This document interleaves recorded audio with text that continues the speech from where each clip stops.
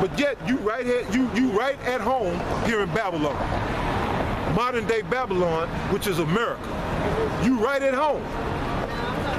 And of course, yeah, the white man's supposed to be at home here. This is his rest. You Negroes, Latinos, and you Native Americans, man, you should be uneasy. You should be up in arms, man. You should be on alert. You're in your enemy's land, man, found in your enemy's hand. And yet y'all go around without a care in the world. I see you niggas, man. Y'all go around without a care in the world. You ride on 18s or 20s. You got some money in your pocket and you think it's all good. That's what life is all about. Chasing this white man's money and just being a rat in his maze. And that's life to a nigga. Well, us as Hebrew Israelites, coming back to our heritage, you know, we want more. We want much more. We want you devil's blood. And we're gonna get it. The Heavenly Father is gonna give us that, man. And that's a blessing.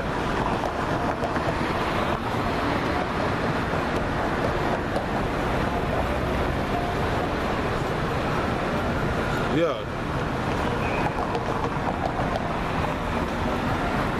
So yeah, let me bring this scripture out real quick.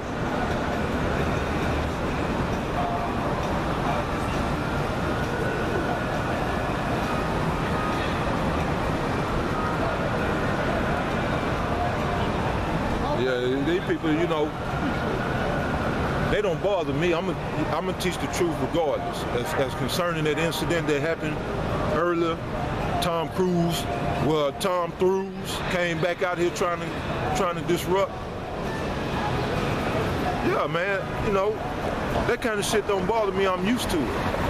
And they think, you know, he got me upset. No, it's just, how else you gonna talk to a clown? You know what I'm saying? He just come up here to be a disruptive agent, an agent of chaos. So what I'm supposed to sit here and plead with this motherfucker? But they think it's all about me being mad, man. Brothers, and that's the thing, another thing, man, just being emotional, you know? A lot of brothers don't understand when we say being emotional. You know, the Heavenly Father, first of all, the Heavenly Father gave us emotions. The Heavenly Father had created nothing imperfect. So there's nothing wrong with having emotion. But emotions shouldn't be overruled, emotions shouldn't overrule logic. That's what we mean by being emotional. When you let your emotions overrule logic, then you just being emotional. You being a woman. Basically, you being a female. That's what women do. They let their emotions overrule logic and reason. But as men, we don't do that.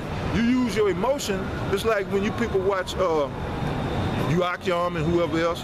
You watch Enter the Dragon. I believe that was the movie when, at the beginning of the movie, matter of fact, the apostles came out.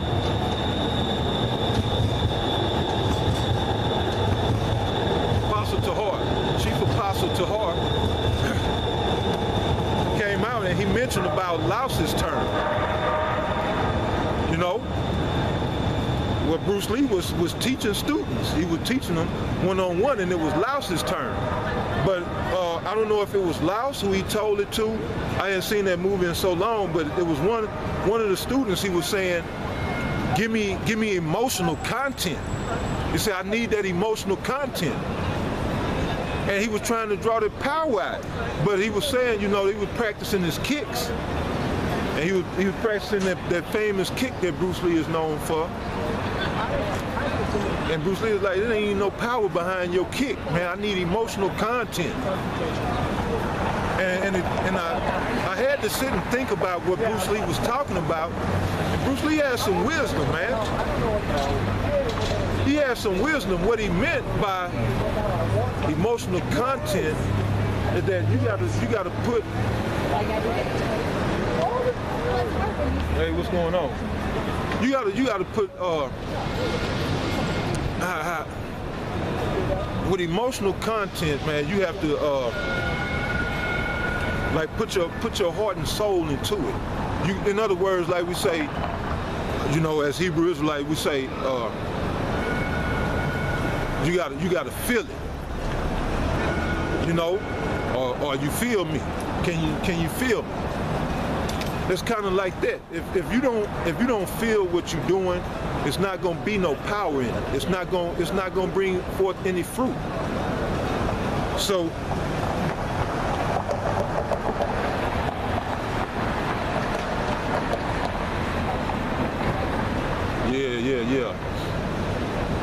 yeah, so emotional content, man. When we come out, and it's the same thing with this truth. When we come out and bring out this word, like I said, it's the spirit that quickened it. Now Jeremiah spoke on it as being a fire shut up in his bones. Well, that brings emotional content to the point where, especially when the brother Bakwasha is out here, you know, and he speaks with a loud voice, you know, and people think he's mad, he's angry, or he's yelling all the time. No, he's speaking with emotional content because he believes in this thing. And you wholeheartedly believe in something, and that's all it's saying, putting your heart and soul into it. Then that's emotional content. Now it comes to a point, well, yeah, you just out here just being a nigga. You know, you just hollering and screaming, and there's no rhyme or reason to what you're doing, you know. You just mad, you know. Then you being emotional. You letting anger cloud your judgment, and now you're not dealing with logic and reasoning. But you can be mad and keep everything in focus, you know, keeping everything in focus and use that anger to basically just push this word with like a laser focus. Push this word with precision, and man, you'd be surprised. You know, that's when brothers be, you know, you see them brothers they say, man, that brother on fire, because he be going in. He's speaking with emotional content. You know, that's the best way I can explain it at this particular point in time. But when Bruce Lee had told that one of the younger students that, I had to think about it for a second, like I said, and I thought about it, then it made sense. I was like, yeah, there's a certain power, you know, there is a certain power that can be extracted from your emotions, but that's only when there's, you know, like I said, put into perspective. And not you just, you know, out here just cursing and spitting, like I said. And then sometimes it be like that. But it shouldn't be like that all the time. Because what we out here to do is bring out this word. Now if you in, you know, you just in that zone, you know, you pissed off, but then you still got the fortitude, the mental aptitude to go and hit these scriptures, man. Bam, bam, bam. You spitting that fire, man. That's the brothers be clicking on them videos. You know, the brothers like to see them type of videos because you speaking with that power. That's when the spirit is quickening you. And you speaking in emotional content. So they thought earlier I was all upset. Yes, that's a dangerous. I'm not finna let the cracker upset me. Just keep it moving, man, because I'm gonna keep doing what I'm doing, you know. But at the same time, I'm gonna let you know, hey, fuck you, white boy, you know. Because when I get angry, hey, fists gonna fly. So I don't never let nobody come out here and push me to that point. Even though it done got close at times, but you keep everything in perspective, man. We out here to do a job, and that job is to push this word. And Every time something like that happens, it's a teachable moment. And the Heavenly Father can use moments like that to edify. So hey, I might do a sit down on it tomorrow. Or tonight, who knows? I might do a sit down on that tonight. Tonight or tomorrow. So yeah, I don't get upset with that. That's things like that are gonna happen. It's gonna take place. I can curse you out and be in the spirit at the same time. You know? It's not being emotional. It ain't being upset or angry. Because, hey, I was dealing with them in knowledge. But you get to a point you can't even think clear to even speak. Hey, take a step back, man. Take a breath. Get you a couple of deep breaths. Calm down, man. Get in that mindset of using this sword. We got a sword out here that was given to us by the Heavenly Father through the Holy Spirit. He didn't give it to you just to, you know, that's it's just there, you know, just for when you feel like you need to use it. No, it's there to use it. When used properly, it'll get them demons up the block. So that's exactly where they went, up the block. So yeah, I let them do what they do. And I stood here and I did what I do, which is preach this gospel. Ain't nobody gonna stand here except the men of the Lord and listen to the gospel being preached. Yeah, they just sit here and try to play semantics with you and get, but I don't entertain that. I don't entertain semantics. You can deal in truth or you can get the fuck off. So yeah, I want to go here also. Yeah, because that's a common misconception that we had to deal with being out on the block. People think that we angry and upset all the time. How you doing? But we not. We in the spirit. That spirit, man, that's emotional, man. That's emotional in itself. That spirit come on you, man. Sometimes you want to curse and fight. Sometimes you want to cry. It's like the scriptures say, you know, you go to pray and you can't even think what to say. And the spirit make intercession for you. You might just be mumbling, but the spirit know what's on your heart. And it decipher for you unto the Most High. That's how the spirit is, man. It's overwhelming sometimes.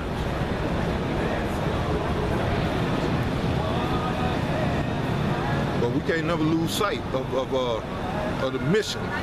It's like they said, yo, I'm on the mission. Yeah, I'm on the mission. So anyway, this is Jeremiah chapter 4, verse 22. For my people is foolish. They have not known me. They are Sodom's children, and they have not understanding. They are wise to do evil, but to do good they have no knowledge. So that's the children of Israel.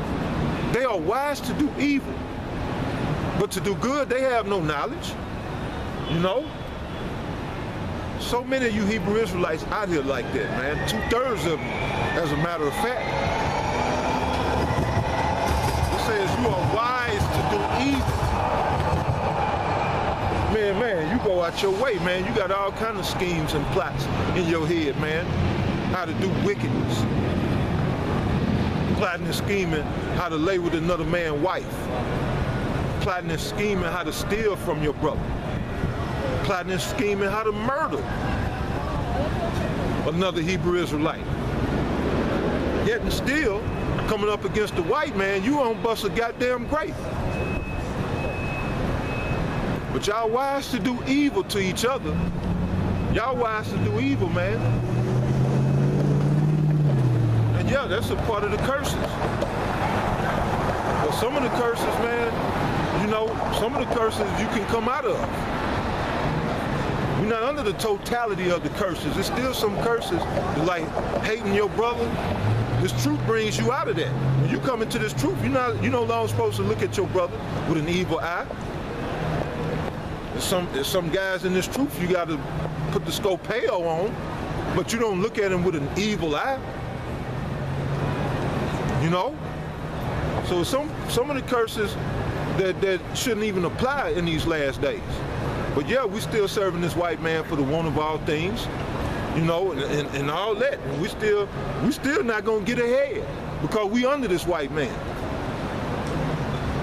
Like I said, all that having an evil eye towards your brother, we ain't supposed to be doing that shit. You know, and as far as, you know, all women or having a wife is concerned, you shouldn't even be concerned about that. You know, if you got one, that's good. You know, do your thing. But if you don't, that's even better because you can get into this word. You can serve the Heavenly Father more better being a single man than you can, you know, being attached or hitched, so to speak. Because all the woman is going to do is be a distraction in your life. So it's like I'm saying, you can serve the Heavenly Father better without those distractions. So that part of the curse shouldn't even apply as far as, you know, a woman's eye being evil to you. You shouldn't allow yourself to be put in that situation because you know what a woman's going to do. You know how she's going to get out. All women are not for us. So why'd you even put yourself in that predicament? So see, some of the curses, man, we can, you know, kind of maneuver around. Some of them we can't get around. But this is why this truth is to make you wise as serpents, harmless as a dove.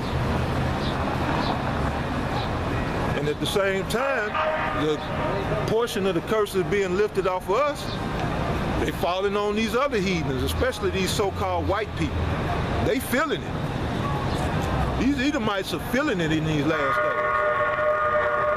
And it's only gonna get worse. It's gonna get worse for them, better for us. But yeah, I know the Hebrew Israelites woman's eye is gonna be evil toward me. So I deal with them at a distance. You know? You don't let them get close to you. You deal with them as far as you know, as far as what you need from them, and you just keep it moving. So here we go. Yeah, all people wise to do evil again. Jeremiah chapter 4, verse 22. For my people is foolish. They have not known me. They are Sodom's children. So the Heavenly Father even telling you, his own people, you Hebrew Israelites, you Negroes, Latinos, and Native Americans are foolish. Why? Heavenly Father made it clear. Because you have not known him. That's the number one fool. Even in Proverbs, what was that? Salakia, in the book of Psalms 14 and Psalms 53. The first verse, it says, the fool has said in his heart, there is no God. So it backs it up, because if you don't know Yahweh Ba'ashem Yahushua, then how can you say that there is a God? Because you believing in idols. You believing in white Jesus, Chesedek Borgia, you believe in an idol. So in essence, you said there is no God. When we tell you about Yahweh Ba'ashem Yahushua, you buck up. So you are foolish, because you don't know the Lord. All you know is your own ways of wickedness. That's all you know. And you're gonna seek to fulfill your own lust, because your God is your belly. So again, for my people is foolish. They have not known me. Y'all don't know that here 2/3 of you Negroes, Latinos, and Native Americans, you don't know Yahweh Ba'ashem Yahushua. So you a fool. You a straight up fool. All day long sucker. That's why the white boy plays you. That's why this goddamn white boy plays you and have a good time. He enjoys himself. They brag to each other and make fun of him. Saying, look how I got these niggas. Look what I got these niggas doing. You know? These niggas don't know they head from a hole in their ass. They don't know shit. And they make fun of you niggas. Because y'all don't know